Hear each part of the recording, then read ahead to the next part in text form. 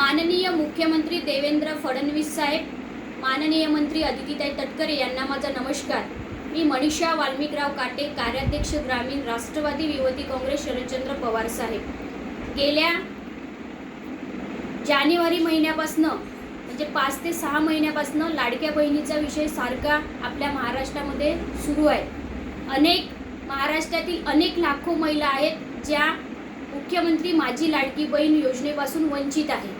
त्यांचं नेमकं कारण काय, तर आम्ही हे काही आधार कार्ड आज सुद्धा जिल्हा महिला बालविकास भवन यवतमाळ, जिल्हा परिषद यवतमाळ येथे चेक केलेले आहे आणि त्याच्यामध्ये काही ठराविक आधार कार्ड आम्ही काढलेले आहे की नेमकं कोणतं कारण आहे की ज्यामुळे महिलांना लाडक्या बहीण योजनेचा लाभ मिळत नाही। तर यामध्ये हे काही 3-4 आधार कार्ड आपण काढलेले आहेत। यामध्ये मीना पंजाबराव कुंबरे ही महिला आहे, ही आमल्याची महिला आहे आणि इनी 31 डिसेंबर 2025 ची मुदत महाराष्ट्र शासनाने KYC साठी दिलेली होती। त्या मुदतीमध्ये या महिलेंनी KYC केलेली नाही म्हणून यांना पैसे मिळत नाही आहे। हे सुद्धा अत्यंत गरीब कुटुंबातली महिला आहे आणि शेतमजुरी करणारी महिला आहे। एक दुसरी महिला आहे, एक रामगडे म्हणून महिला आहेत, यांचं सुद्धा आम्ही आधार कार्ड चेक केलं। त्यांच्या आधार कार्डवर गव्हर्नमेंट एम्प्लॉई असं आधार कार्ड चेक केल्याच्या नंतर जो आम्ही त्यांचा डेटा आला तर त्याच्यावर गव्हर्नमेंट एम्प्लॉई असं लिहिलेलं आहे। वास्तविक पाहता हे सुद्धा कुटुंब हे शेतमजुरी करणारं आहे, शेतात काम करणारं आहे। यांच्या कुटुंबामध्ये कोणीही सरकारी नोकरीवर नाही आहे। दुसरं एक वनिता साखरकर म्हणून महिला आहे, त्यांचं आम्ही सावरगडच्या महिला, त्यांचंही आधार कार्ड आम्ही चेक केलं। त्यांचा विषय असा आहे की त्यांनी KYC जी केली ती चुकीची KYC त्यांची झाली आणि परत दुरुस्ती जी KYC त्यांनी केली, जे 30 एप्रिल दुरुस्तीसाठी वाढीव दिलेली होती त्या तारखेमध्ये सुद्धा त्यांनी KYC दुरुस्ती केली, पण ती सुद्धा त्यांची चुकीची झाली आहे। ही सुद्धा महिला अत्यंत गरजू आणि सर्वसाधारण कुटुंबातले हातमजुरी करणारी आहे।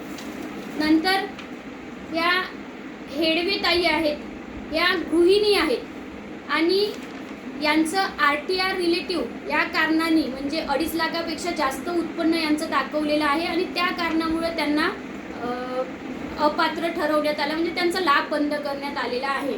यांच्याकडून सविस्तर माहिती घेतली तर संघमित्राताईंनी सांगितलं की त्यांच्याकडे त्या स्वतः गृहिणी आहे आणि त्यांचे जे मिस्टर आहे हा प्रायव्हेट जॉब करणारे आहे। 2.5 लाखापेक्षा त्यांचं उत्पन्न कमीच आहे। कधीही त्यांनी लोन केस वगैरे घेतलेली नाही किंवा लोन केस केलेली नाही। RTR रिटर्न कधी त्यांनी भरलेला नाही। फक्त एक 12,000 रुपयाचा मोबाईल EMI वर त्यांनी घेतला असं त्यांनी सांगितलं। परंतु तरीसुद्धा म्हणजे त्यांना गरज असताना सुद्धा त्यांना RTR मध्ये दाखवल्या गेलं आणि त्यांचा सुद्धा लाभ मार्च महिन्यापासून बंद करण्यात आलेला आहे। अशा महाराष्ट्रामध्ये अनेक महिला आहेत, गरजू महिला आहेत। आपण सरकार तुम्ही म्हणत आहे की तुम्ही KYC करण्यासाठी महिलांना मुदत वारंवार दिली, तुम्ही 3दा मुदतवाढ दिली। खरं आहे की तुम्ही 3दा मुदतवाढ महिलांना दिली, परंतु जेव्हा महिला प्रत्यक्षात KYC करायला गेल्या तेव्हा त्यांना अनेक समस्यांना सामोरे जावं लागले। जसं की त्यांना OTP आला नाही, जेव्हा त्या KYC करायला गेल्या तेव्हा सर्व्हरचा प्रॉब्लेम आला। डिसेंबर महिन्यामध्ये जे पोर्टल तुम्ही KYC साठी सुरू केलेलं होतं ते फक्त 15 दिवस चाललेलं आहे, डिसेंबर 2025 या महिन्यामध्ये।